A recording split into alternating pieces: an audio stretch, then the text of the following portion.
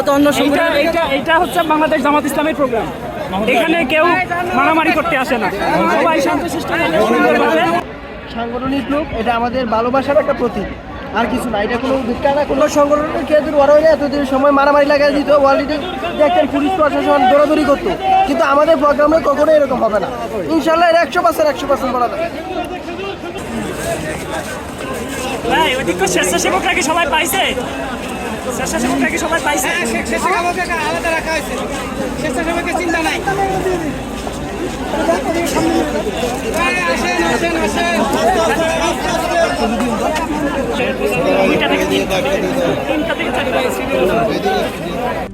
RICL TMX, যুগের পর যুগ স্থাপনা থাকে মজবুত।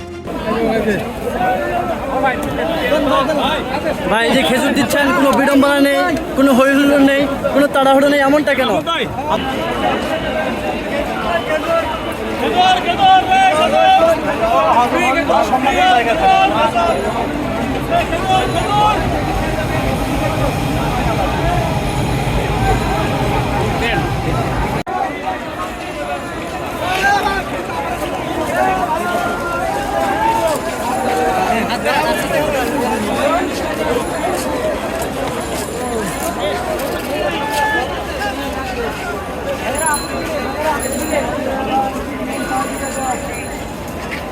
এই যে ভাই একটু বলি, এই যে ফ্রিতে খেজুর নিলেন, কোনো ধরনের বিড়ম্বনার শিকার হয়েছেন?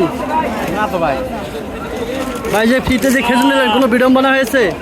না বিলম্বনা, এটা আমাদের সাংগঠনিক লোক।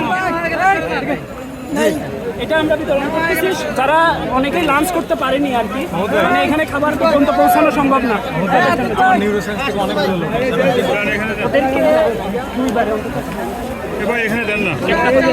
কোনো বিড়ম্বনা হয়েছে কিনা? আর না, না, না। সবাই খুব স্বাচ্ছন্দ্য নিচ্ছে, এমনটা কেন? এমন হওয়ার কারণটা কি?